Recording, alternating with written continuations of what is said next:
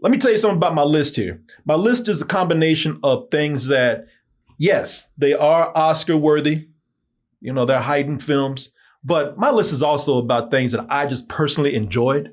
What gave me some of the best moments at the theater? I'm going to be back at the Broadway Comedy Club. That's going to be Friday, April 17th. Get your tickets at doubletoastedny.com or go to doubletoasted.com. All right, folks, I did not have a chance to do my top 25 movies. Me, no. We have 15 minutes. Yes, I added 15 more films because I couldn't make up my mind. No, I did not have a chance to do my top 10 movies of 2025. I wanted to wait and see what the Oscars were going to say, catch up on some of these movies. And I caught up on everything except one film. But I am glad I waited because one of those movies that I did watch at the last minute actually did make it to my list. Oh, cool. Yes, it did. And you're going to do your top 10 also. Yeah. So we don't have a lot of time. Let's go ahead and jump into it. And we're going to start out with the movie that I did watch at the last minute that did make my number 10. Tem matador me procurando, é isso que você tá dizendo?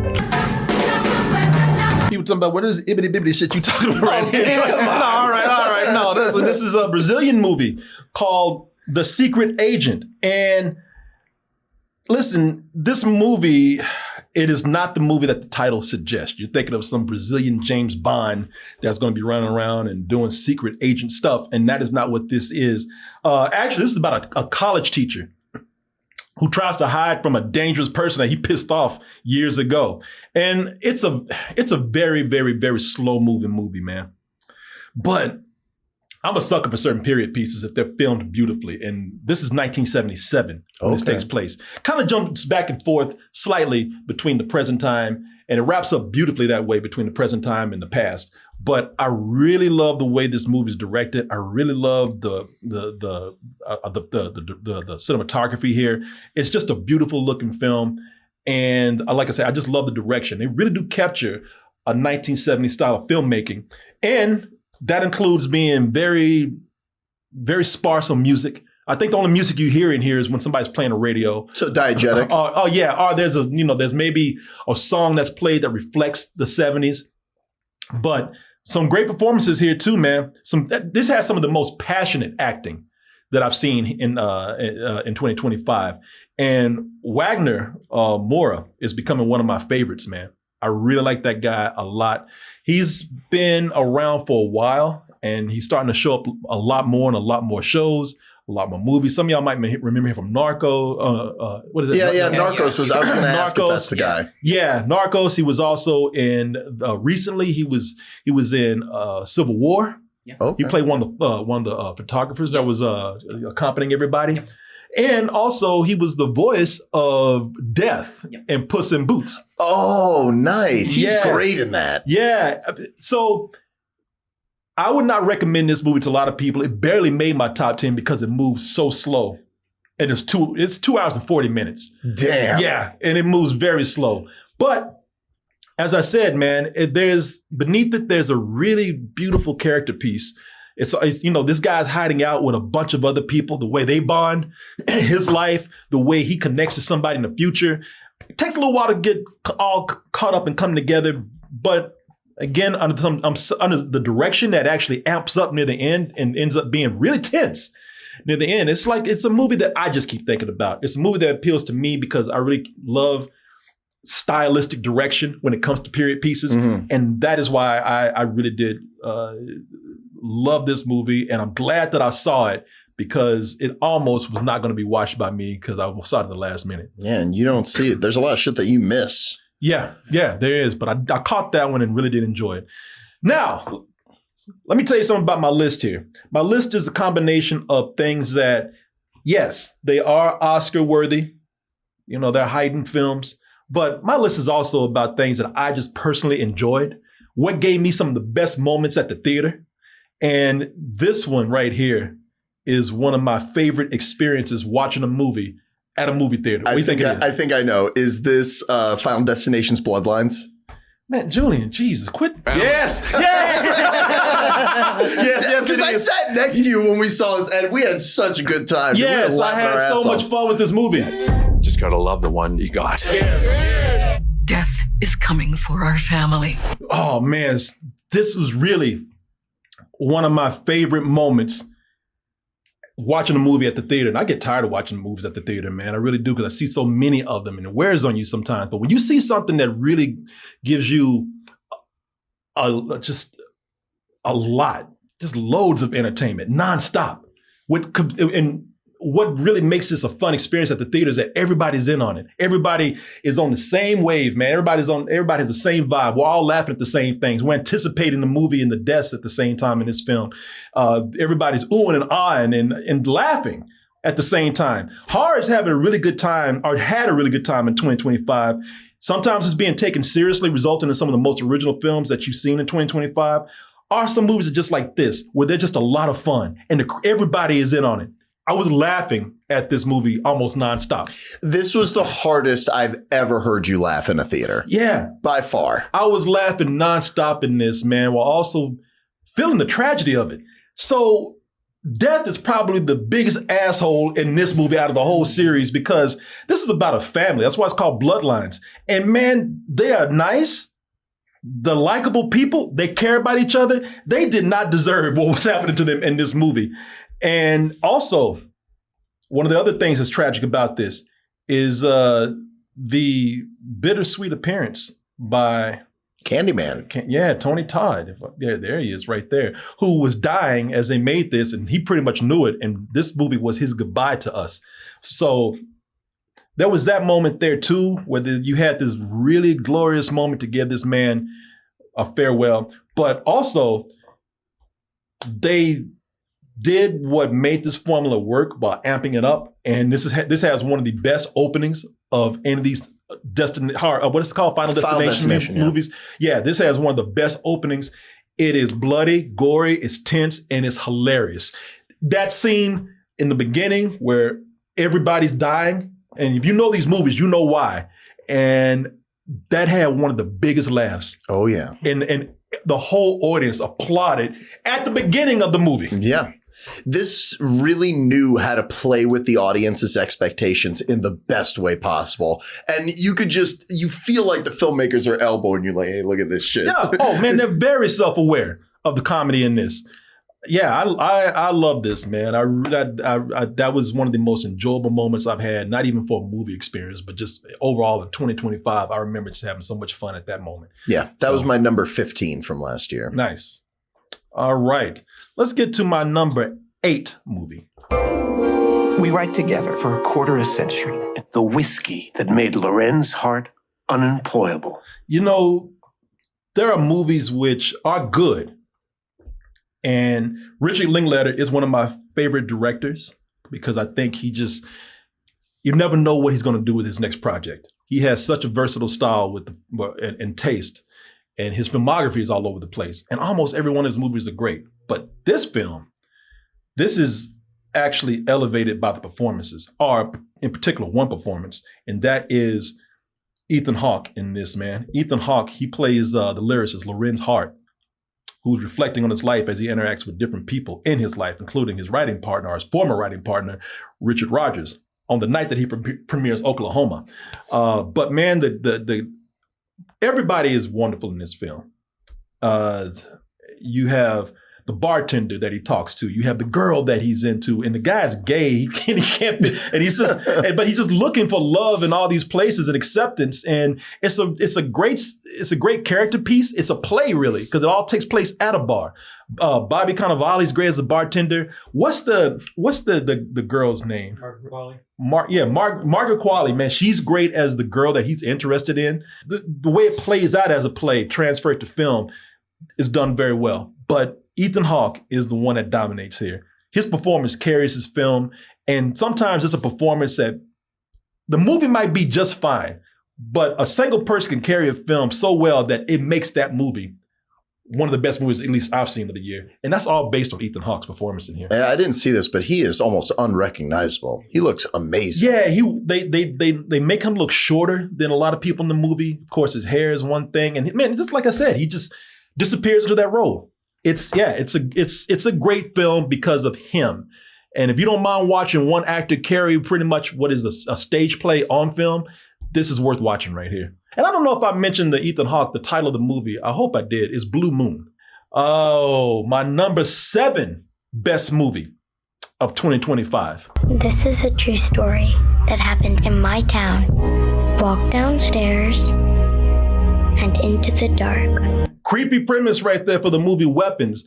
I really enjoyed this film because we're talking about how horror was some of the most original stuff we got in 2025. And this is one of the most original films, not just a horror movie, but as a film in 2025. I like how it's a horror movie that mostly plays out through drama. It's all these different character studies or character pieces split up into different chapters. And the horror takes a back seat for a long time. Yeah, the movie is willing to take chances and just like experiment in ways and like really do things that you don't expect from horror movies. Yeah. It's almost, and most of it plays out like a dramatic thriller or a dramatic procedural where you're trying to figure out the mystery of what happened to these kids. And the horror creeps in slowly as we get more of a reveal. But yeah, I thought that this was it not only was one of the most original movies that I saw in 2025, but I think it's one of those movies that left the biggest impression on audiences after you left the theater. For a few months, everyone was talking about that crazy ending. And it had some people split, but hey, you remembered it when you walked out and it stayed on your mind for a long time. That movie followed you like these damn kids chasing you down the street. Bring your ass in. Catch that bitch. Catch her. Get her old ass. If you haven't seen the movie, man, it's almost worth watching just for that ending. But it's a great lead up to that ending. Everything, how it comes together I think is pretty much a well-woven story. It's a great screenplay before it even hits the being a movie or being in front of the camera. And yeah, I just thought that this is something that it worked on so many levels. Tense, scary at some points, kind of moving. You love the drama in it with these people. And somehow at the end, it ended up being a comedy. Yeah. How the hell do you do that? It's quite the feat to pull off, and also grounded characters that you can relate to in so many ways. Yeah. How do you have these characters that talk about all these things in their life? Some of it even plays out like a soap opera. One dude got cussed out by his wife in the middle of a liquor store or something. That's right. Yeah, this stuff plays out as a grounded character piece, and then we end up... And here comes the movie.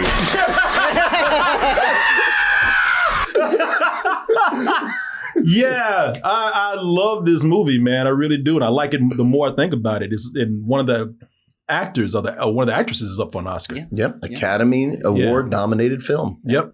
Let's go to my number 6 best movie of 2025. Let's send those disgusting demons back to the depths where they belong! Yeah! Man, I tell you, I like this because, first of all, I'm an animation fan. And I was waiting. I was like, all right, when are you going to get these damn cartoons on your list? These old funny-ass cartoon movies up in here. Yeah, I loved, of course, his style. But, man, I just thought that this was a great combination of story, music, and fandom. This could have been completely annoying. But I just thought that the way they combine this current fandom of K-pop and mixing it in with this story about ancient demons and how they use pop music to actually take over the victims, I thought that was pretty clever, man. I thought that this was something where I understood how it left such a cultural impact. I'm not a big K-pop fan or anything like that, but I watched this and I really did have such admiration for the way they actually did the story, and it took me places I didn't think that they would actually take the movie. You know, there's certain things in there that are kind of hardcore, some real dark storytelling in here that I did not think they were going to do. I thought it was going to be just a fluffy little, movie just to give to the fans out there. And I thought, I thought they did it. I thought it was a very clever way of mixing a pop trend with a really good story, man. You know, again, just this ancient story about demons. Very clever if you ask me. And I understand why some people are going to be like, what the hell? Why is this on your list, man? Because it's probably something that's oversaturated. People keep hearing about it. I get it. But I got to be honest. When I saw it, I didn't know anything about this thing blowing off like it did or blowing up like it did. And when I watched it, I just said, wow, I'm very entertained by this and I'm very impressed by this. I had no idea that it would take off like it did afterwards. I thought it was just a Netflix movie. This has had a crazy cultural impact that now at this point, like in the world, people just associate this movie with K-pop. Did you hear in Australia, there was this big K-pop concert? Yeah. And people were like, what? They didn't even play Golden. It wasn't a Demon Hunter concert. Yeah. They were kind of being slick because they said K-pop concert featuring demon dancers or something. They would do something like that, you know. So they were being a little slick, but technically they didn't say K-pop Demon Hunter. Yeah. So, but yeah, I get it. People are sick of this. I just thought it was a simple little Netflix movie. And when I saw it, I said, why is this not in theaters? Mm-hmm. Why is this not bigger? And then kaboom, you know, it blew up. So yeah, I liked it. And I think it's like perfectly fine. I don't love it like everybody else, but I did think that too. I was like, this is really high quality to just throw on Netflix. Oh yeah. Yeah. No, I really had a good time with this. So number 4 movie of 2025. Smile, boys. You're on candid camera. Sorry, that's 5. 5. Yeah, I was going to say. Man, you got to not think about the things out of your control. Think about your plan. And that's your ass. People, that is The Long Walk based on Stephen King's novella of the same name.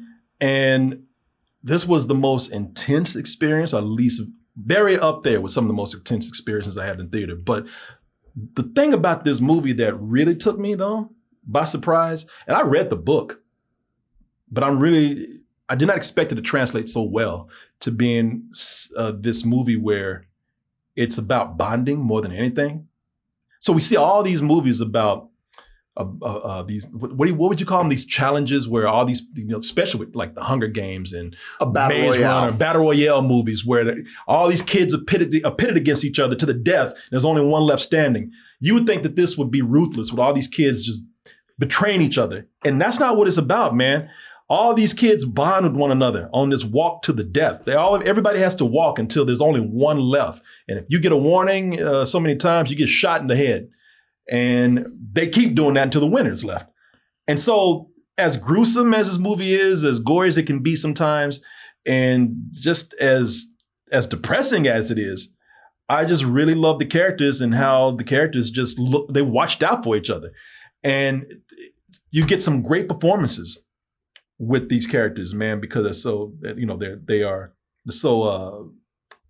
so kind to each other, surprisingly under these circumstances.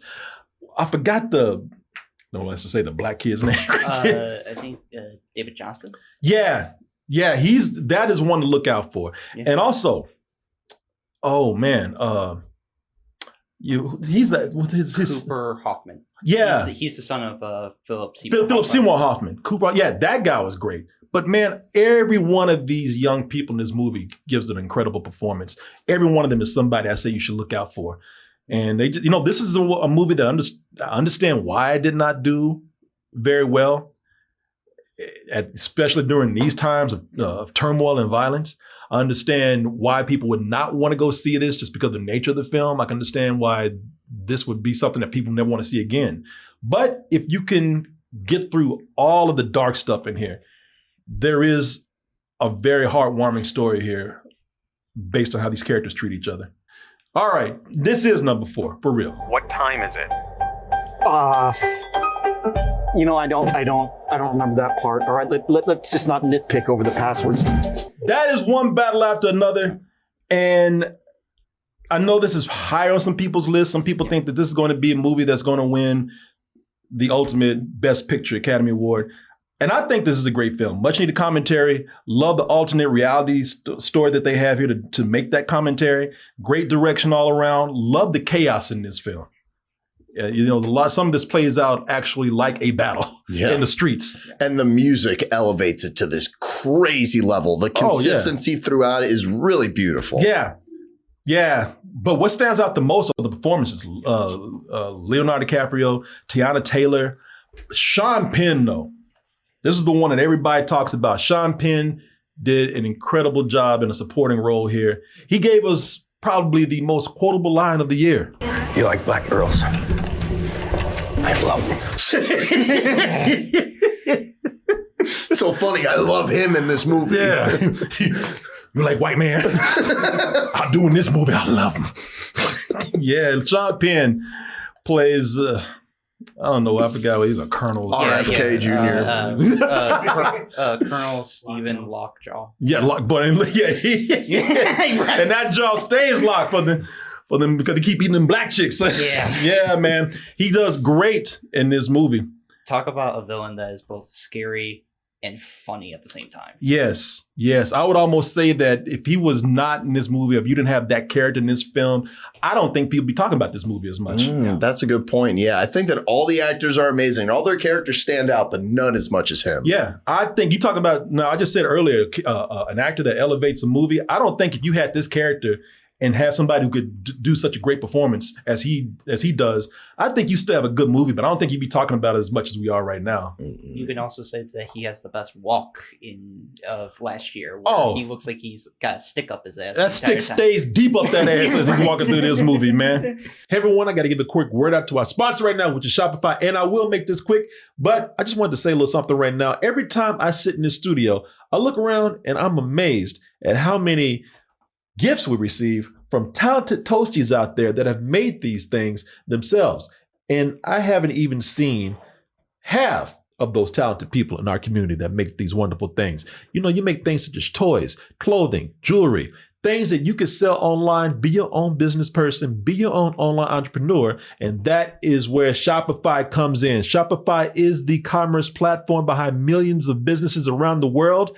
They're your commerce expert, helping with everything from managing inventory to international shipping to processing returns. They got your back 24/7 with customer support. And you know what? I don't think you have to worry about those returns too much because Shopify's got your back. You're going to be all right. You know what? They even have you to where they know you need to save a little money to make some money. And that is where this code comes in. If you put in shopify.com/toasted, all lowercase, you will get a $1 per month trial period. I want to thank Shopify for sponsoring this portion of the show. And I want to thank all of you out there for your support. And now back to the video. Down to the top three. My number 3 movie of 2025 is Backhand, forehand. How do you live?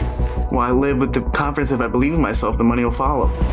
Before he became an asshole to everybody in real life, Timothée Chalamet played Marty in this movie, who is one of the many chaotic characters that came from the Safdie brothers, or in this case, a Safdie brother, Josh Safdie. Because I love how the Safdie brothers' previous films, how tense they made me feel, and how I'm just fascinated by these unsavory and just really just awful characters. When I say awful, I'm not talking about awfully written. Just they're bad people. Yeah, they're mean. Not only are they mean, selfish. But they're selfish and they're just stupid. They just they're driven by their own selfish goals that they just make the dumbest decisions and I've ever seen a character make in a movie because it's one after another until it escalates. Yeah, and what I love about their style of making films is you get to see the ripple effect every time. Every person whose life they just up. They just leave a trail of chaos and life ruin for people that they pass. You don't, what's that? Orange ping pong balls all over the street. Oh, yeah, man. You never want to run into a Safdie brother character. They will ruin your life. And that is what's going on here with Marty. A few people like myself thought that this was going to be like some heartwarming sports movie. Nah, this is just another character. If you've seen any Safdie brothers movies, it's just a character that's driven by some goal, some unobtainable goal. And they're doing it against time. And as they're rushing to achieve this goal, they are just crossing people's paths and just ruining their lives on the way, stepping on people, using people, taking advantage of people's naivete, are just charming people. And Marty is no different, man. And Timothée Chalamet, regardless of what people think about him right now, he is amazing in this film. He's and I know a lot of people don't want to watch these movies because they hate these characters, but that's the the talent of the Safdie brothers and Josh Safdie here is that they bring such great performances out of these awful people that you can't stop watching. And what makes their movies feel extra special is all the casting feels so specific. Like besides the guy from Shark Tank in there, you got like very specific people, like the guy from that YouTube video with the voice, if you remember that, or like Penn and Teller shows up in this movie. Like, at least, or one of them does. Yeah, Penn Jillette. Yeah, Penn Jillette. You got Tyler the Creator in here. Yeah, but also, you just have all these people who are not actors, who are some of the best actors here, because they feel like real people.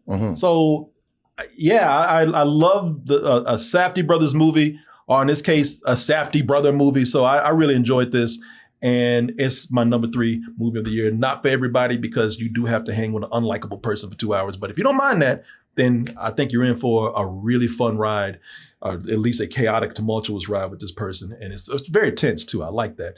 My number 2 movie, something that is very underrated. Some people might call me out just for trying to be different, for putting this movie on my list, but I want to give this movie some love because I personally love this movie a lot, and I'm just sad that nobody saw it. Do they know? Iris, wake up. What are you doing? Shut her down already. What is she talking about? And I've showed you too much already, man. I didn't know. The thing is, I didn't know what trailer I'm getting. The marketing for this movie, Companion, my number 2 movie, was awful. I was fortunate enough to see this when I knew nothing about it. And it has a twist in there, which you just saw. But if you can block it out your mind, it really does make a difference. And just being not only just kind of taken surprised by this twist right here, but even before it got there, I really enjoyed this dark comedy of a film. And I think that it was a movie that, I'm not giving it credit for people not seeing it. I just, much like Final Destination, I just sat there and and I did not have the full experience. Nobody was in the theater, but man, just for that moment, I was sitting in a theater watching this movie. I was enjoying the full ride. And this does the full job that a movie is supposed to do. It has good characters. It's well shot. It's funny. It's entertaining and gripping the whole time. And at the end, it actually has a message, a feminist one, no less, that it doesn't beat you over the head with. Yes. For anybody that thinks, because we often comment about how the feminist message in movies are too heavy. We just did that with a movie recently. Not against that at all. It's just, again, how it's presented. And you're right, Julian, the feminist message in here, very well done. It's clever. And they just throw it in there. And it's really a nice cherry on top to leave you away for a sci-fi movie. Yeah, Companion. So please, if you haven't seen it, check it out. I've already kind of ruined it for you. They ruined it for you because, the marketing is awful. All you got to tell people is it's the best episode of Black Mirror you haven't seen yet. It really is, man. It really is one long, amazing episode of Black Mirror. And I just, again, I have to be honest. I can either go for the movies that I think I should say should be on this list. I have to go with movies that really made me feel a certain way. And this was a personal movie for me. This is a movie that really personally was up there in the moment I saw it. For the rest of the year, I kept thinking about Companion. Yeah, it made my top 10. I really liked it. Nice. Oh, some of you might know my number 1 movie of the year. Anybody want to take any guesses out there? I'm going to go look at the chat. Chat, what do you think? Number 1 movie of the year. What do you think it's going to be? Avatar 3. Yep. Thank you so much. Avatar 3. You twins? Nah, we cousins. If the cats were black people. Meow. Meow, man. Yep. Yeah. This comes as no surprise to a lot of people. I really was blown away by Sinners, and it is my number 1 movie of 2025. There are legends of people with the gift of making music so true. Folks, a lot of people want to say, I chose this because they're black, or I chose it because I like horror, or whatever, man. I chose this because it truly was one of the most ambitiously directed films and beautiful looking films of 2025. You talk about some craftsmanship to making a film. Ryan Coogler is a true visionary, man. This guy has just got a knack for it. And the way that he combined horror with some beautiful filmmaking with the drama and the music. This is a dramatic horror movie that in the middle of it, there's a musical number to give you the history of Black music leading up to hip hop and more contemporary sounds, man. This was something that I said this with several movies out there, man. This probably shouldn't have worked as well as it did. And I'm so glad to see horror be some of the best filmmaking in 2025. And this is the top one for me right here. Gorgeous film in 72 millimeter, man. See this in IMAX. And the performances in here, yeah, Michael B. Jordan is great. Delroy Lindo really deserved his praise for this film, man. But as I said, man, this is as far as it's really one of the most beautiful films is the way it looks that I've seen in 2025. I just loved everything about it. I was trying to find one thing that I can complain about. And I did find a couple of things, but they were kind of nitpicks. I don't think it's that big of a nitpick. We kind of agreed on it that at the end, it loses a little bit of steam when the vampire action starts happening. Yeah. That's not saying that that's bad, but it's the weakest part of the film. I think that's fair to say. Yeah. Because it hits such incredible highs. Yeah. But it's such a well-made film. I'm like, I was told, I started out my list telling you about how I admire a movie and made the list because I just love the direction that much. And if I'm just going by direction alone as what is the best of the year, then this definitely, hands down, nothing gets close to the directing of this movie. And it's cool when you hear Ryan Coogler talk about this movie because it's like, wow, listen to this guy talk about all the homework he did. He's like, talk to Tarantino about how he does his blood. Talk to these directors about how they do this. Christopher Nolan, consult me on the IMAX camera. Yeah. Smart. Yeah. This is why that guy, he went and talked to the best out there, and it definitely shows. Yeah, Ryan Coogler is almost a genius to me, man. And I think he has a perfect record if you really look at his hits, if you look at his critical success. And this is another winner right here. And I really I love this movie, man. I think he's going to be like a very big influence in for up and coming like Black actors or like Black directors. Or he already is. Yeah. He already is. But I think he will be remembered for such a long time, especially for this movie. His movies already, just by his filmography at this point, he could stop making films today. Yeah. And people would say Ryan Coogler left a lasting impact. You know what? If you want to retire right now, you earn that right because you made a filmography of better movies than some directors who made 50 movies throughout their whole lifetime. Yeah, they would say that he revolutionized Black cinema. Yeah. And it wouldn't be even close to an exaggeration. Yeah. And that musical scene is definitely, I think, the biggest highlight to take away from. I was just blown away because I didn't know what to expect with the movie because I'm not a huge horror fan unless it's zombie stuff. Yeah. But I watched it and it got to that scene, I was just like, I saw that scene and as I was watching, I was like, either this is going to be amazing how this plays out, or this is going all of a sudden just crash. It's going to fall apart because this is out of nowhere. And I'm like, I can't believe what I'm seeing right now. And I thought at some point, I was like, yeah, this is where the movie's about to drop the ball. And no, I mean, it flowed right back into the story. And I was like, this man right here is a genius. So yeah, that is my number one movie. That is my list of 2025. I could do some what do you call it? Honorable mentions. But I'm going to jump to your list, Julian, because one of your movies on your list is an honorable mention for me. But that's it, everybody. Thank you for listening. Just in case it's on YouTube, I got to close it a certain way. Appreciate it. Or would you look at that? You made it to the end of the video. That means you really like us. So just go ahead and press that like button and subscribe while you're at it. And check out our other channels, our social media like Instagram, TikTok, and our Patreon, where we have new stuff coming up all the time. And we'll see you on the next video.